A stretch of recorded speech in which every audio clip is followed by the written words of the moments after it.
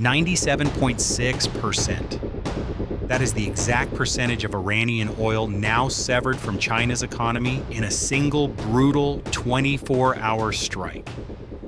As you watch this, the U.S. Navy is executing a masterstroke in the Strait of Hormuz that could cripple China's entire war machine without ever setting foot on Chinese soil. Right now, American warships are rewriting the rules of global power in the most critical choke point on Earth. Is this the boldest chess move America has ever played to starve Beijing, or the opening shot of a new kind of naval war? During the latest round of US-Iran tensions, a staggering 97% of Iranian oil tankers headed straight for Chinese ports. That single number reveals the real target. China's industrial giant runs on cheap, discounted crude from rogue regimes, and the United States has decided it is time to cut that lifeline. Starve the dragon without invading its shores. First, the administration moves against Maduro in Venezuela, slicing off another major supply line to Beijing. Then, the hammer falls on Iran itself, where the bulk of China's remaining discounted oil originates. When Tehran tried to enforce its own blockade of the Strait of Hormuz, President Trump answered with an ironclad American counter-blockade that turned the tables completely. Suddenly, hundreds of oil tankers that once served Iran began pivoting toward United States markets. American crude flowed instead, and petrodollar profits surged, bringing billions straight into the American economy. This is not random. This is calculated energy dominance on a scale never seen before. But this is a double-edged sword. As Washington tightens the noose, the risk of a global economic meltdown looms. One wrong move, and the petrodollar itself could face a backlash from a cornered Beijing. The strategy is ruthless and brilliant. If the Strait of Hormuz slams shut, 20% of the world's oil supply vanishes in an instant. Right now, 121 massive empty tankers sit stranded outside the Persian Gulf. Their contracts canceled, their buyers in Europe and Asia panicking. While the Navy secures the strait, the lights are flickering in Shanghai. Factories are calculating their final days of reserves, and the CCP's leadership is facing its greatest existential threat since the Cold War. Where do those desperate vessels turn when Middle Eastern oil dries up? They steam west, straight into the open arms of American energy supremacy. The United States has spent the last decade quietly building the largest energy superpower on the planet, with vast reserves, advanced extraction technology, and sprawling export terminals. When Hormuz closes, American crude does not become an option. It becomes the only option. Prices skyrocket, and the cash flows directly into the United States Treasury. This is the house always winning when the old system collapses. Meanwhile, Venezuela fits perfectly into the master plan. Heavily sanctioned, yet still pumping heavy crude, the Maduro regime can be turned on or off like a spigot by American sanctions policy. By selectively easing restrictions, Washington controls the flow of South American oil onto global markets. The price shock is managed just enough to keep allies from collapsing while pulling Venezuela away from Chinese and Russian influence and forcing it to play by American rules. It is a high-stakes gambit that flips the entire global energy map overnight. Those 121 tankers do not simply buy oil. They buy American leverage, and they buy it at premium wartime prices. Now the real drama erupts on the water. A blockade is no polite suggestion. It is a bouncer at the door with the full might of the United States Navy standing behind it. American carrier strike groups led by the USS Gerald R. Ford and its escorting destroyers take up positions in the Arabian Sea, ready to project overwhelming power. The order is clear: no ship leaving an Iranian port gets through. Any vessel that paid Tehran a toll to pass is stopped cold.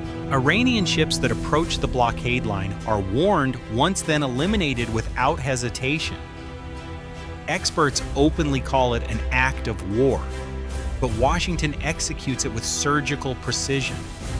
How does the Navy identify the shadow fleet among thousands of vessels, artificial intelligence platforms, fused with satellite radar, track every ship, even when they switch off GPS transponders?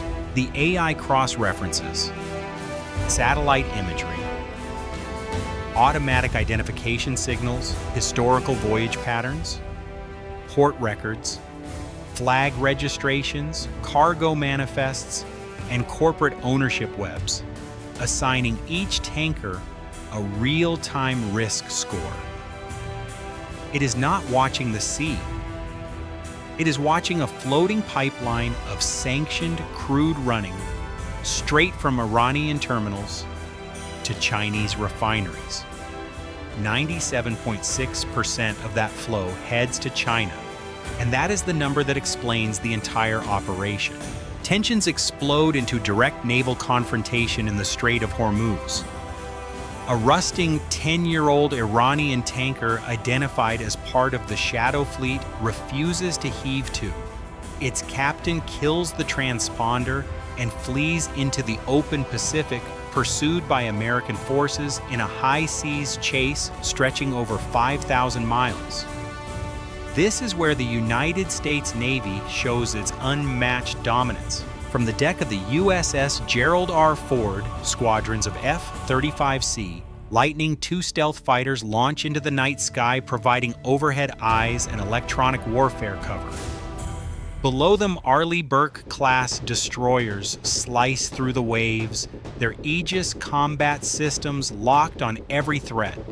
The lead surface ship is the USCGC Monroe, a legendary Legend-class cutter that has shadowed the tanker for weeks through brutal ocean swells. 8 Poseidon Maritime Patrol aircraft swarm overhead, dropping sonobuoy nets that create an underwater acoustic grid, while KC-135 Stratotankers keep the surveillance birds aloft around the clock. Electronic warfare aircraft jam, Chinese communications turning the tanker's desperate attempts to repaint its hull, rename itself, and raise a Chinese or Russian flag into useless theater. Useless time. Beneath the waves, the real danger lurks.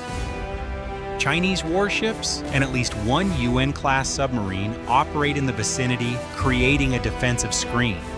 American commanders know one misstep could ignite a full naval war in the South China Sea style, but they press forward with cold precision.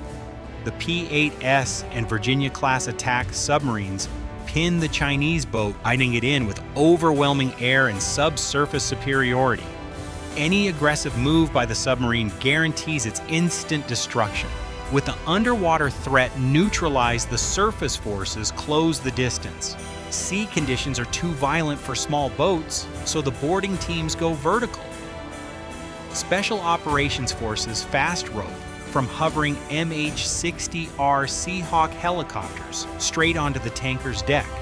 Within minutes, they secure the bridge, cut the engines, and raise the American flag.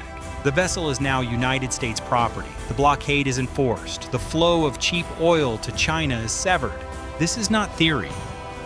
This is live naval warfare in the Strait of Hormuz, where American carrier power aircraft carrier strike groups and relentless sea attacks demonstrate why the United States remains the undisputed master of the oceans.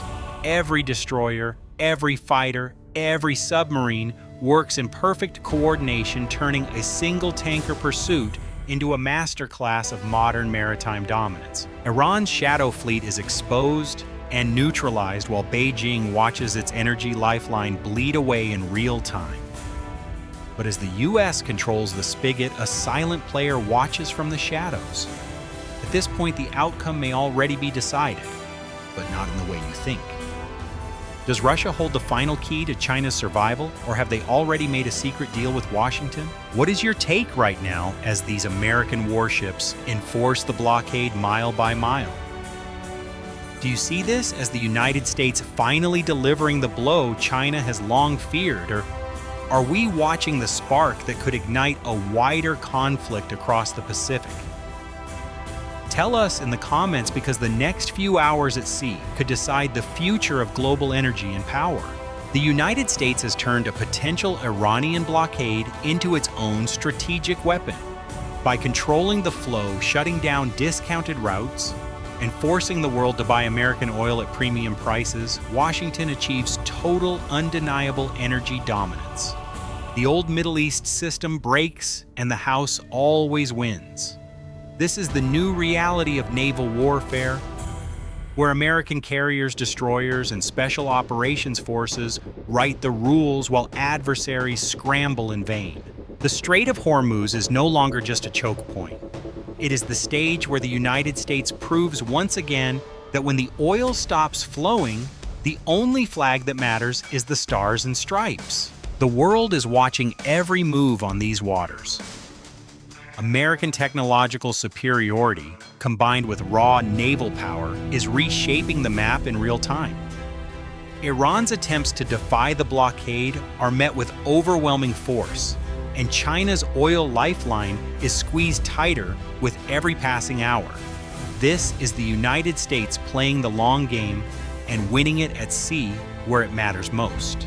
Stay locked in, because the next chapter of this high seas drama could erupt at any moment. If you believe in American naval strength and the power of United States strategy to reshape the world, make sure to like this video right now and subscribe, so you never miss the next update from the front lines of this unfolding conflict. Your support keeps these frontline reports coming and helps us bring you closer to the action than any other channel. This has been your direct line to the heat of the fight in the Strait of Hormuz. We will see you on the next one. Disclaimer: this video contains content generated or supported in whole or in part by artificial intelligence. This material is intended solely for simulation, illustration, and entertainment purposes. It does not represent real-world events, nor does it constitute political or military advice or verified information. Certain elements may be fictional, dramatized, or inaccurate. Viewers should not rely on this video as a credible source of information or as a basis for real-world decision-making.